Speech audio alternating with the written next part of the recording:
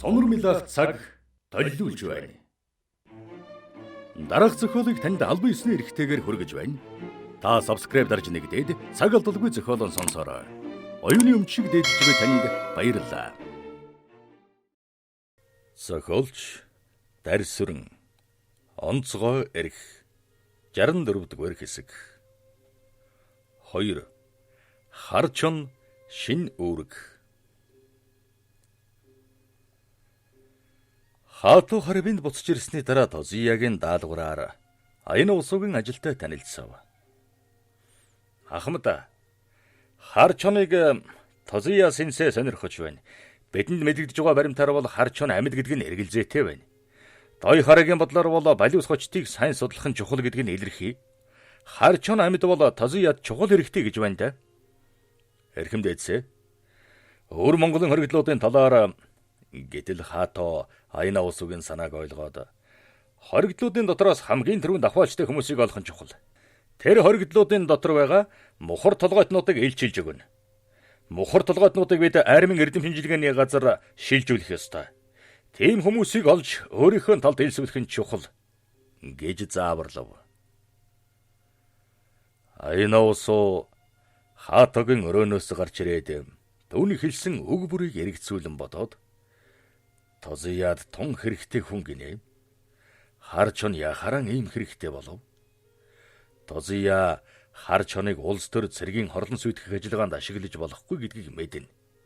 Ялангуяа дой хараа молигдсон явдлыг сонссон бол дахин хуурч болно гэдгээс болгоомжлох ёстой. Харин Тозия түүнийг ховын өшөө хонзон атааж түнд ашиглаж болох юм. Тэгвэл Харчоныг хөлсний яргачин болгоно гэсэн үг гэж өөртөө сануулan хэлв. Аяна усуу энэ өдөр хорих газар руу очиж дархан хочидтой уулзах гэсэн боловч энэ этгээгийн йогийн түүхэнд холбогдолтой хэдэн номыг уншиж дуусгахыг мэрийн.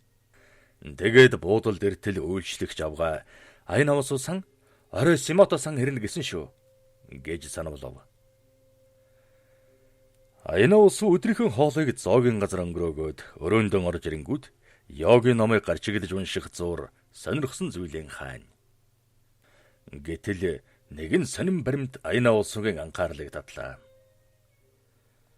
Йогчин Харидаса гэдэг хүн 1837 онд нас барахад тусгайлан оршуулад хэд хэдэн харуул гаргаж мануулжээ.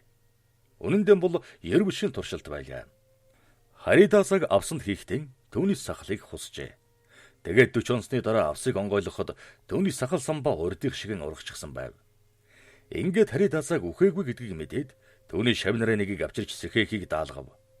Харидаса хэдэн мөчийн дараа сэрмэгц туршилтыг удирдсан Море Макгрегор гэдэг хоёр эмч тодорхойлт гаргаж гарын үсэг зурхтан Харидаса өөрийнхөө хэлээр дууныхан сүвийг тагладаг онцгой аргатай байсныг тогтоов гэсэн байлаа. Аяна усуу йогийн тухай уншиж зарим зүйлийг сэтгэлдээ тогтоох гэж чамбайхан хүч идэвх гаргасан болохоор нэлээд ядарчээ. Тэгээд орон дээр хэвтэж Симотог хүлээсэн боловч оройнхон хоолнд орохоор шийдэж зоогийн газар руу орлоо. Аяна усуу хоолон захаад удаагүй байтал Симото орж ирлээ. Чингээд бие биентэйгэн уулзахыг хичээсэн хоёр учирч уулзсны баяр тэмдэглэх нь тэрэ. Ахмад, ажил чи ямар шухан байна да?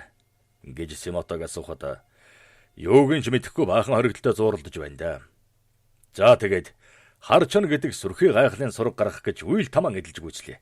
Зарим хүн амьд гэж баталж байхад зарим нь өгсөн гэж мэдгээд толгой эргүүлж холио манданд болгочихлоо доо гэлээ.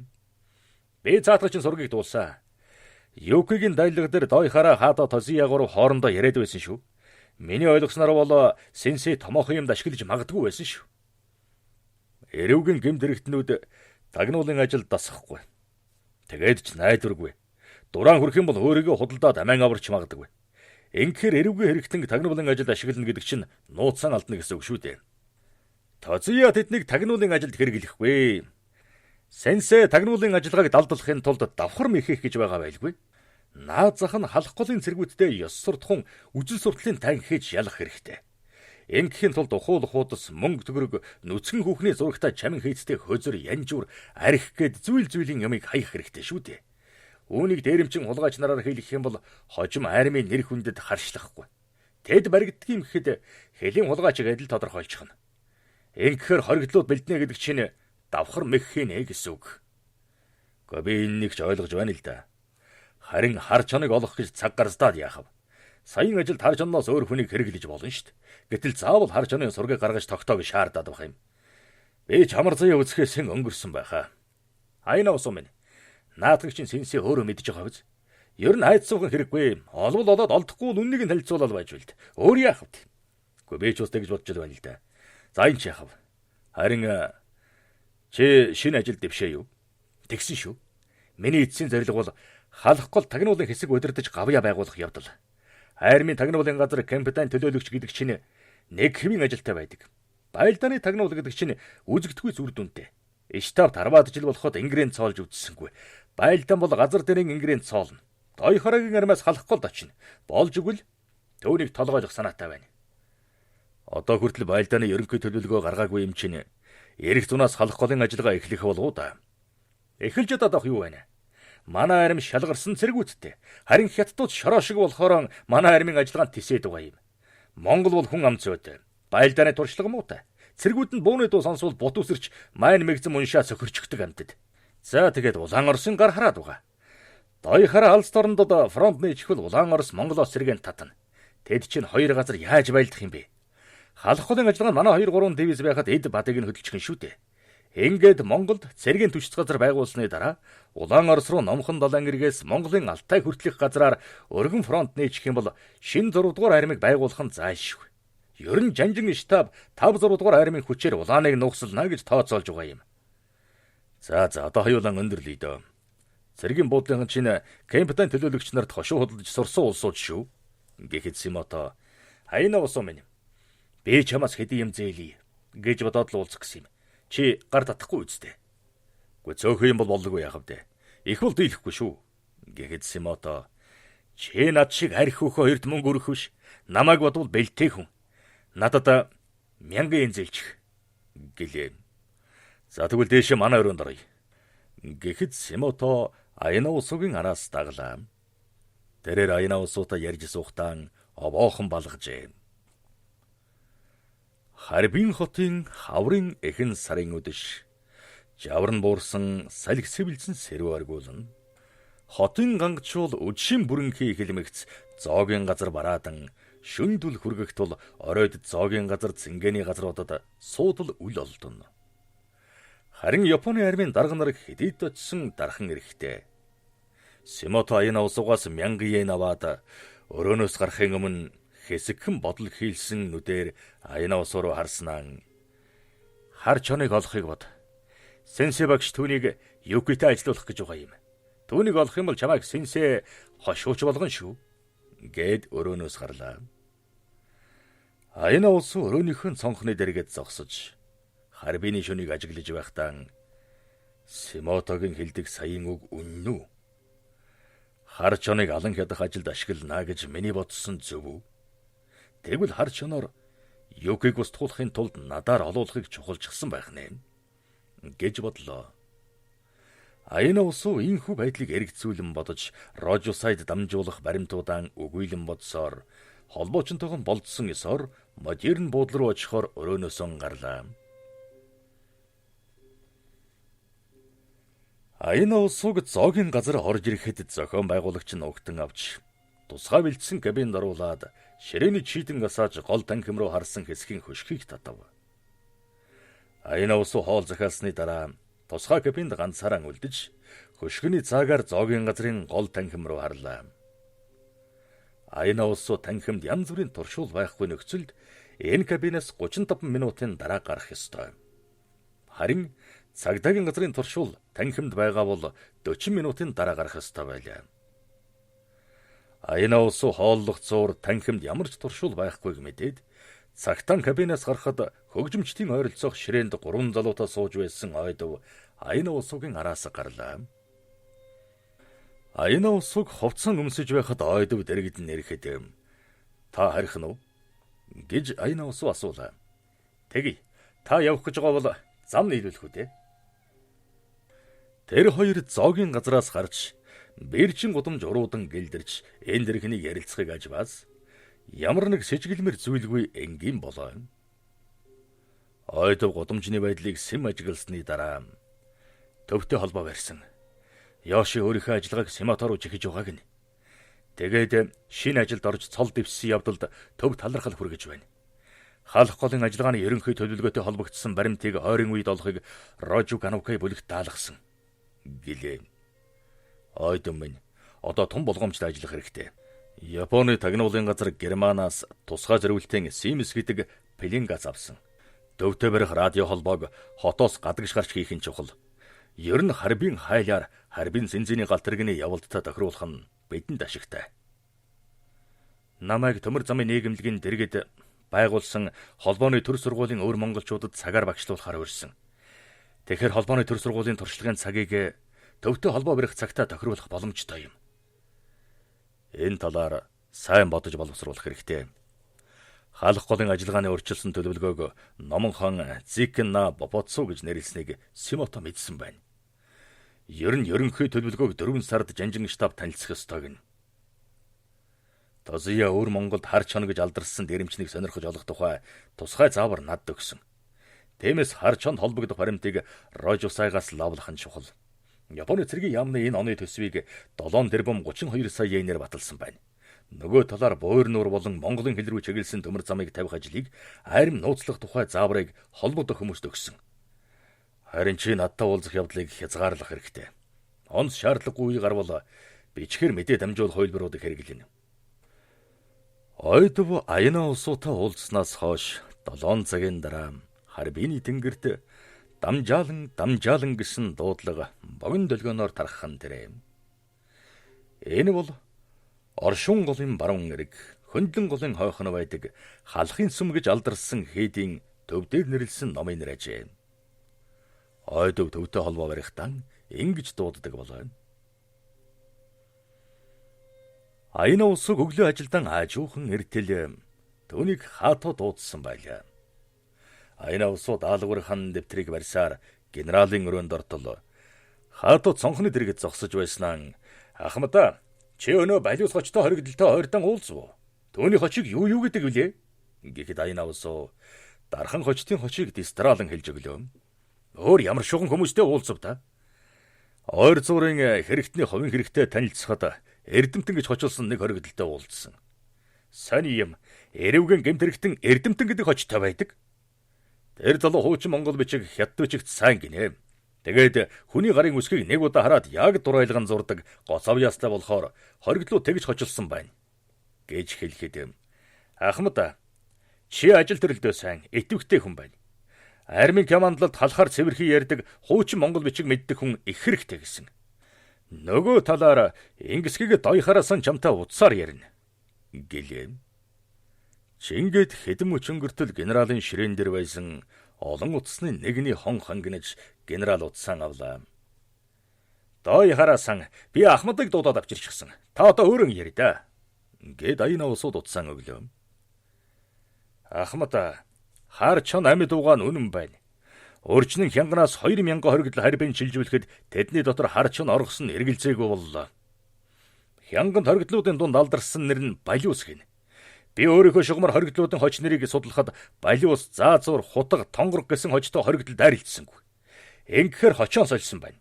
Нөгөө талаар хянганаас авчирсан хоригдлуудаас энэ хугацаанд ганц ч хүн олдоогүй тул хар чон харбин дугаа гэдэг нь үнэн хэрэг. Иймээс хар чоныг олох хэрэгтэй. Түүнийг олоход амар хаан зүүн чихэн дотор хуруу дарам улаам ингэдэ. Тиймээс хоригдлуудад эрүүл мэндийн үзлэг хийхийг би эндээс даалгана. Хар чоныг олонгуудад тозыяад мэдгдэж удирдамж ав гэлээ. Дойхарагийн ярэ Аяна улсууг сэтгэлийн тэнцвэргүй байдалд оруулах шахалаа. Тиймээс генералын өрөөнөөс шууд утсаар нь шоронгийн дарга руу ярьлаа. Хоригдлуудыг эрүүл мэндийн үзлэгт оруулах тушаал авсан уу? Гэхэд сая явлаа. Маргааш өглөө үзлэгт оруулна. Тэгтээ таныг заавал байлцуулах чиглэл өгсөн шүү. Гэхэд Аяна улсуугийн сэтгэл онгойлоо. Аяна улсууг байхгүй хойгоор эмчийн үзлэг хийвэл хар чоныг хүний гарт алдаж болох талтай тул Аяна улсуугийн сэтгэл дэнсэлжээ. Аяна улсуу генералын өрөөнөөс гараад Өөрөн өрсгөр шийдэд ойдовтой уулзахаар төмөр замын холбооны төр сургууль руу явлаа. Аяна усуу ойдовтой уулзаж Рожу саягаас өгсөн удирдамжийг сонсоод ажлаа зохицуулахар шийджээ. Аяна усуу төмөр замын удирдах газрын байшинд байдаг төр сургууль дээр очихдоо удирдах газрын даргатай уулзахаар шийдэв. Түүнийг удирдах газар ороход цонхоороо харсан ойдов Кердорт дайралджээ. Аяна усуу удирдах газрын даргатай уулзаж төмөр замын ажилд ашигладаг хоригдлуудын талаар хэдэн юм лавлаад гарч ирэхэд даргын туслахын өрөөнд хүлээж байсан ойдов түүнийг угтан уулзаж "Ноён Ахмад, манай эзэгтэй Юки-сан тантай уулзаж төмөр зам тавих ажилд оролцох хоригдлуудын талаар ярилцаарай гэсэн юм. Та надтай уулзах завтайсан болов?" гэлээ. "Би ажил руугаа явж байна. Төмөр зам тавих хоригдлуудын талаар та нартай уулзаж тохиролцох зүйл бий. Тиймээс та надтай хамт манай ажил дээр очиж ярилцвал дээр" гэхэд ойдов Аяна усууг даглаа. Ойдов Харбин дахь Японы цэргийн төлөөлөгчийн газар руу явж байхдаа Рожу саягаас авсан баримтаан Аяна усууд хэлж өглөө. Хар чонын жинхэнэ нэрийг бод гэдэг. Уг гарларан бол жирмийн чуулганы сүрэгчин хошууны малчин ядуу ардын гэрт төржээ. 5 настайдан ордсын нэгэн хувилгаан ламын шав болж төмөд хошуунд очсон байна. Түүнийг хортой байхад гэгийн багш нь Харбин руу явуулжээ. Бод Харбин дэрж багшийнхаа дүүтэй уулзахад тэр нь Дорнод хятадын төмөр замын засварын газрын дугуйны цехийн нэгэн орос сурагчин шав болоод богооны дугуйд зорж засдаг суур машин дээр ажилладаг ажилчин болсон байв. Бод багшийнхаа дүүг ятгаж ордос руу авч явах гэсэн боловч тэр нь зөвшөөрөөгүй байна. Ингэтэл 7 хоногийн дараа багшийн дүүг гудамжинд алжчихсан байсныг Бод олж нутаглуулад буцах гэтэл түүнийг коменданыхан барьжээ. Бод хоригдон мөрдөгдөж байхдаа багшийнхаа дүүг Харбинд байсан улаан большевикуудтай нийлж байсныг мэджээ. Гэтэл тэр нь 7 хоногийн өмнө нэгэн хувьсгалчийг оргуулах гэж байгаад амар сэтсэн байж. Үүнийг мэдсэний дараа Бод сурсан авьяасаа гаргаж худлаа өгсөн байна. Гэтэл түүнийг нийтийн нүхэнд хаях гэж байтал ухаан оржээ. Үүнийг цагдаагийн газар Жан Золинд биечлэн танилцуулсан учраас түүний эд шидийг мэдсэн Жан Золин өөрийнхөө дэргэд авч нүднээсээ илүү хайрлах болж 2 жилийн дараа дээрмийн хэсэг удирдуулсан байна. Бод Жан Золинг хорлогдсон учрыг мэдэнгүүт Японы армийнхныг үзэн ядах болжээ.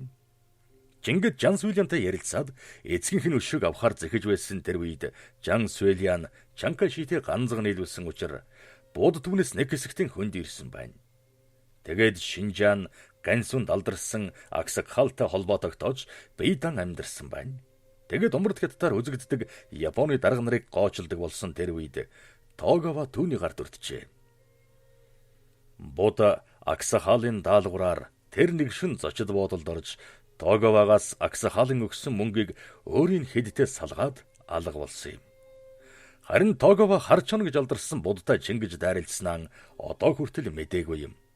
Ингээд харчон дойхараг залилсан бөгөөд умард хятадын 5 мужийн төлөөлөгчдийг айлгаад зогтсон тул Японы тагнуулууд түүнийг бэдрэх болсон байна.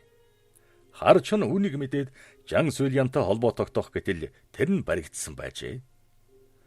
Бод өөрийн хойноос хүчтэй мөрдөж байгааг мэдэнгүүт дээрмийнхэн хэсгийг тараагаад өөрөн жанчгууд очиж нэгэн хулгаан хэрэгээр шийтгэгдэж шоронд орсноор өөрийгөө Японы тагнуулын мөрдөлтөөс аварч чаджээ. Мураяма дээрээс өгсөн чиглэлийн дагуу бүх хоригдолд эмчийн үзлэг хийгээд Аяна усуугийн даалгасан ёсоор шоронд байгаа мухар толгойтон түүний гар хөлийн хүмүүсийн нэрсийн жигсаалтыг гаргажээ. Аяна усуу нэрсийн жигсаалтаа танилцж суугаад мухар толгойтнуудын талаар надад мэдээлэл бичих хоригдлуудын нэрийг хочтой нь мэдхүү гэхэд Мураяма танд мэдээлэгч нарын дотроос доглон, гахаа, бух, хатингар, улдсан, унжуу гэдэг хожтонгууд илүү сонирхогдох байхаа гэж бодож байна. Тэгвэл танаа мэдээлэгч нар яагаад ийм хачин этгээд хожтой юм? Энэ бол нийтэд дэлгэрсэн хоч биш, зөвхөн танд мэдээлэл өгч байх хоч юм л да. Манай мэдээлэл дамжуулдаг хоригдлууд ийм хожтой байдаг юм. Тэгвэл надад бас нийтэд алдарсан хоч нь хэрэгтэй. За тэгвэл доглон, ховин, гахааг эдэмхий, бухыг мун, хайтангарыг гурай, улдсанг уйлхаа, унжууг залах уу гэдэг юм. Дархан хожид чинь мухар толгойтнуудтай аль зэрэг харилцаатай. Энэ тухай ямар нэгэн мэдээлэл бий юу? Энэ талаар ямар ч мэдээлэл байхгүй. Ер нь дархныг ийм тийм гэж мэдээлдэггүй юм шүү. Яагаад тэрв? Дархан манай дарга нартай кога хийж өгдөг болохоор ховлно гэж айдаг байх. Тиймээс мухар толгойтнууд дархнаас хөндөй байдаг бололтой. Хоригдуудтай уулзах тусгай өрөө бэлдсэн үү? Ахмадаа өрөө бэлэн шүү. Одоо үтсэн ч болно. Гэхэд Аяна усуу. Та саяныхаа нэрлсэн мэдээлэгч нарын нэр хочийг албан ёсны хуудсан дээр бичээд цагийн дараа надад оруулж өг. Би хоригдлуудтай уулзна. Гэхэд Мураяма Аяна усуугийн ажлын өрөөнд зориулж бэлдсэн өрөөнд очлоо. Мөрдөн байцаалтын багаж төхөөрөмжвөхөд тасалгаа бэлдсэнийг аживал басгүй хоригдлуудтай ярих хэрэг сонсоход зориулсан далд төхөөрөмж тавьсан элт байлаа. Ялангуяа хоригдлуудтай ярих хэрэг сонсохын тулд сандал ширээг өрөөний цонхны хойр зассан байлаа. Мураяма, та ч армийн тагнуулын газрын ажиллагааг барагтайхан үнэлдэг юм аа. Над эрвшүүлт явуулах, айлган сүрдүүлэх, тамлан тарчлагаа зориулсан байр хэрэггүй. Бид бол хүний сэтгэхүйн уран аргыг гол болгодог. Тэр тусмаа уян хатан харилцааг хослуулдаг гэдгийг мэддэггүй хэрэггүй. Та энэ дүүжилж байцах хэрэгсэл, давстаа усаар бургуйдах төхөөрөмж, шүд дүүх, завж сунгах, зовх твэгдэх багжаан зайлвал. Тэгээд шинэ багжийг цааш нь харуулах хүмүүс хэрэгэлдэг болохоор эзэн хааны төлөө амиа өргөх сэтгэл санаагаар хүмүүжүүлэх хүмүүст хэрэгэлдэг зүйл биш. Эсвэл та хоригдлуудын сэтгэл санаанд өөр бодол төрүүлж армийн ажиллагааг унгах хүсэлтэй хүү юм уу? Гэж зандрахад Мураяма сүнсэн зайлталаа. Ахмадаа би эднэрийг хатуугараар хүмүүжүүлэх юм болов уу гэж бодоод тэр шүү дээ. Гэхдээ тоглог өрөө мэлдий. Гэд тухааран чихэрсэн хөлсөн арчхад Аяна усуу. Надад тусгай байр хэрэггүй. Ердөн энгийн байр үзүүл гэж тушаалаа. Чингэд шоронгийн нэг барыг сонгож аваад хоолунд 100 сакэ авчруулж зөөлөвчтэй сандал тавиулж ширээг нь цагаан давуугаар бүтээлгэв. Чингэд дархан хочод хоригдлыг авчирлаа. За 50 минь суу гэд Аяна усуу зөөлөвчтэй сандал руу заалаа. Ноё Ахмад, би ийм сайхан сандал дээр суувал ундчих баха. Танай гурван дарга урьд шин намайг унтуулсангүй. Гэхэд Мураяма түүнээс өртөж учир байдлыг Аяна усуу тайлбарлахдаа өчигдөр 5 кога хийлгэх гээд шүнжгэн ажил болсон юм л да гэлээ. Мураяма-сан, та одоо явж болно. Хэрэг гарвал би таныг дуудъя. Гэхэд Мураяма дурамжхан гарлаа. Тэрээр хоригдлоо ярих хэрэг чагнах төхөөрөмжгүй газар байцааж байгаа болохоор өөрөө дэрэгдэн байж тэдний яриг чагнах гэж бодсон атал түүний бодол талаар өнгөрлөө. За 50 минь суу. Харин унтахгүй байхыг бодоорой. Одоо юм ид сакэ болго. Тэгэд ярилцъя. Гэхэд дархан хочод зөөлөн сандал дээр сууж 100 шидэж 2 хундаг сакэ болгосны дараа Аяна ус руу харж сууснаа алгуурхан зөвхөн буулгаад унтаад өглөө. Тэрээр үл мэдэг амьсгалж байснаа алгуурхандан амьсгалах нь болж хамрын хөнтий цээжний цаана ямар ч дууж шимээгүй болов. Аяна усуу хар чонын баруун гарын судсыг барьж үзээд за 50 минь битгий баашил. Чи хэлээрээ хоолоогоо таглаад хэрэггүй. Эн чинь өөрийгөө надаас нууж байгаа хэрэг биш шүү дээ. Харин хэн болохоо надад баталж байгаа юм. Хар чон бос ярих юм байна. Гэхэд дэвн хочид зөвхөн алгуурхан нээж хэлээ хэвийн байдалд оруулаад амьсгалж эхлэнгүүт гайхсан харцаар Аяна усууг ширтэн. Аяна усуу дэвн хочтын судсыг барьж байснаа. За одоо судасны шин цохилт хэвийн байдалд орлоо. Гэхэд Ахмад, та намайг эмчийн үзлэгт орж байхад чихний эмчт үзүүлээгүй өнгөрсөн. Та намайг юунд ашиглахын тулд ийм арга хэрэгэлсэн юм? Та миний асуусан бүхнийг чин үннээсээ хариулбал уулзалтыг өөр тогтой газар үргэлжлүүлье. Та миний яриаг тэмдэглүүлэхгүй байх шаардлагатай юм уу? Түүнээс энтхийн чинь хинтээ юу ярьсныг тэмдэглэж авдаг зуршилтай улс шүү дээ. Би армийн тагнуулын ажилтан. Түүнээс кемп таах биш. Тэд нар тийм их ялгаатай байдаг юм уу? Хүн бүхэн адилгүй, хөлөг бүхэн жороогүй гэдэг үстэй. За тэгвэл миний хариултыг чин үннээсээ хэлж байна гэдэгт итгэж болно гэж бодоод асуух зүйлийн асуудаа. Аяна усуу олон хочтой хар чан буюу будтай ингэж тохироод Мураямаг дуудуулж уулзаад дархан хочтыг усанд оруулж сайхан уцлаад цагийн дараа модерн бодлын зоогийн газар хүргэж өг. Би тэнд хүлээж байх болно. Гэд Аяна усуу өрөөнөөс гарлаа. 64 дугаар хэсэг төгсөв.